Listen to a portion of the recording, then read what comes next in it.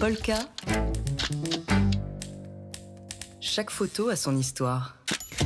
Chaque mercredi matin, on commente l'actualité en photo et ce matin, avec vous, Dimitri Beck de Polka Magazine, on revient sur la mise en scène d'une ministre américaine de Donald Trump dans une méga prison du Salvador.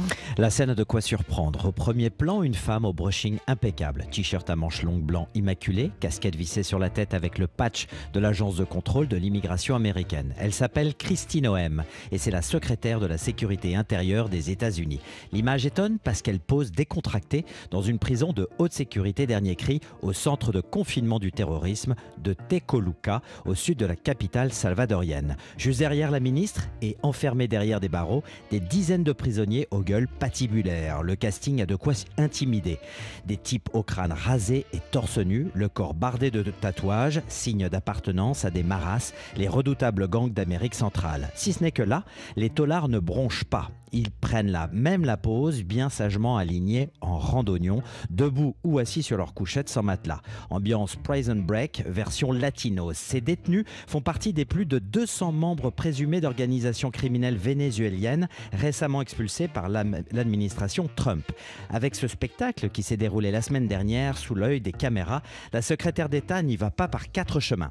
Je veux que vous sachiez que si vous entrez dans notre pays illégalement, voici les conséquences auxquelles vous pourrez faire face. Le show a pour but de dissuader les aspirants à la migration vers les États-Unis. La mise en scène obscène et machiavélique fait de tous les migrants des criminels. Si ce n'est que les autorités de Caracas et des proches de ces migrants affirment qu'il s'agit pour la plupart de personnes qui vivaient sans papier aux États-Unis. Et puis, on se souvient de ces caravanes de migrants avec des familles et enfants qui aspirent à un avenir meilleur. Mais là, le message est clair, pas de rêve américain pour vous.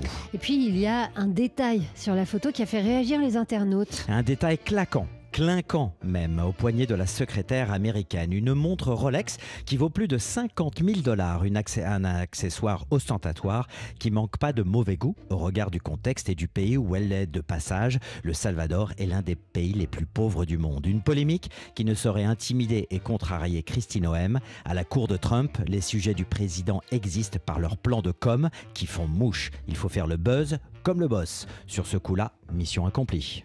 L'actualité décryptée en photo avec Dimitri Beck de Polka Magazine, une chronique à réécouter sur le site de Polka. Polka. Chaque photo a son histoire. 8h